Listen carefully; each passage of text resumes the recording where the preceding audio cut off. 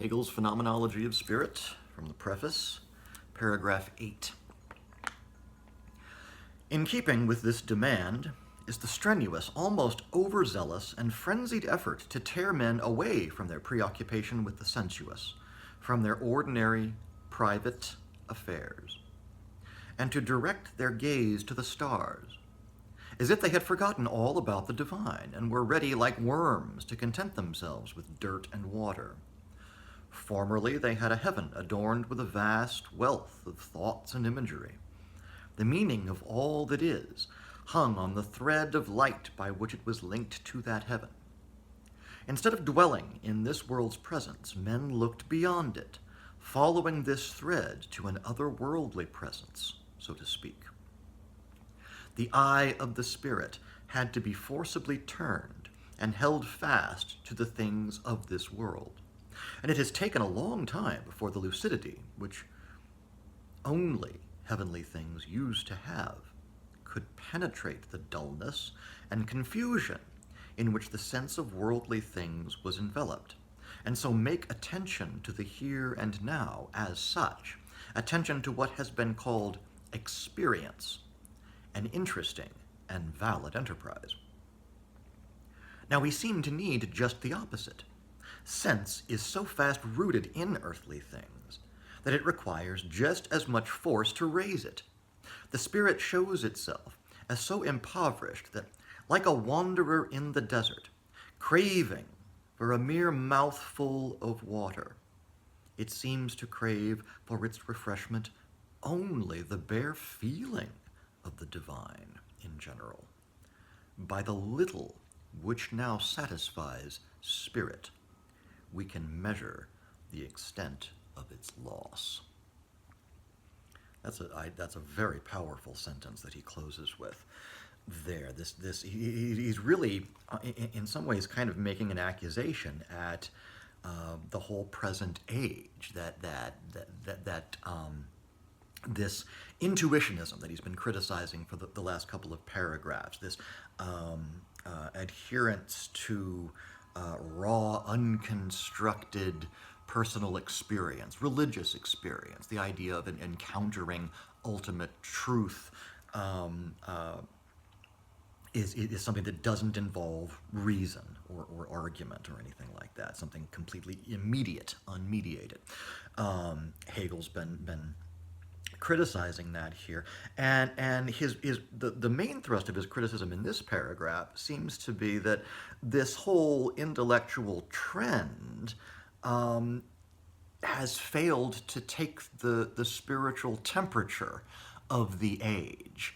And he sort of looks back. I think what he's thinking of mostly here is something that later, like British historians and scholars described as the medieval synthesis. There's a great book by C.S. Lewis, The Discarded Image, and he has this very, very beautiful passage in it where he talks about the difference between sort of the modern worldview, the modern experience of looking up at the stars versus the ancient medieval one. And he recommends that if you really want to understand the medieval mindset, the thing to do is to go for a long walk on a dark night which is very, very clear, and in a place with little light pollution, where you can stare up at the stars and really try to think of what you're looking at in terms of what a medieval peasant would have been thinking of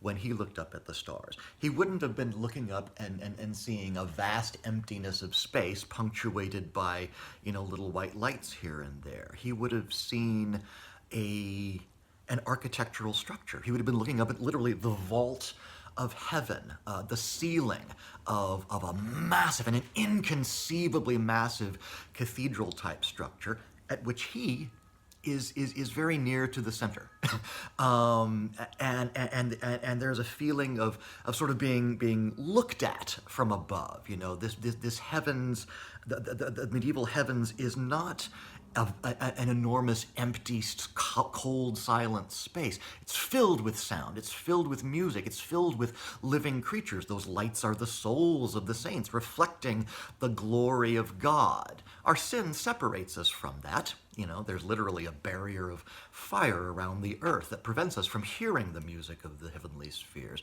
But it's there, and it's waiting for us. It draws our attention. And that's what Lewis and other medieval scholars sort of meant by the medieval synthesis, a direct experience of the ideology that governed Europe for a good 1,000 years. I think Hegel is sort of pointing back to that, the idea that once upon a time, you know, men were fascinated by the heavenlies. Their imaginations were stimulated to hope for something beyond their present experience. And the trend of thought since then, since the Middle Ages, has been more and more in a kind of humanist direction, to draw men's imagination down to earth.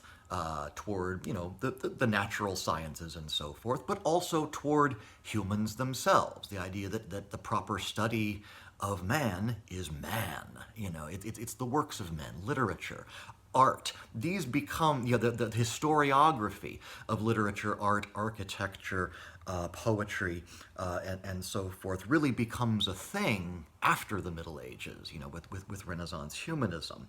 And so more and more, the intellectual trend since then has been kind of not looking up at the heavenlies, not looking for this, what he calls an otherworldly presence, so to speak, a presence that is present by virtue of its absence, by virtue of the fact that you have to wait for it, that heaven is not here on earth, but it's waiting for you, and it's what gives meaning to your life down here on earth.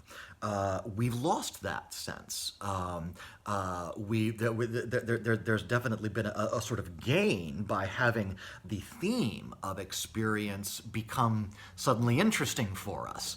The idea that our own experience could be worth paying attention to. That is an intellectual achievement, but it's come at a cost, a loss of the sense of, I think what Paul Tillich would call the dimension of depth. More and more we end up being satisfied with the surface of things, with again, the immediate but unconstructed experience of things. And I think what Hegel is pointing toward is a kind of, maybe a loss of a grander narrative, because not only did the medieval people, when they looked up at the heavenlies, think about a massive architectural structure, they also thought in terms of the structure of time, in terms of the story of stories, the grand apocalyptic narrative of redemptive history. And their experience of space reflected that. Whereas our forms of spirituality, Hegel claims, have become incredibly meager. And that damning final sentence, I think, is worth kind of tarrying with. By the little which now satisfies spirit, we can measure the extent of its loss.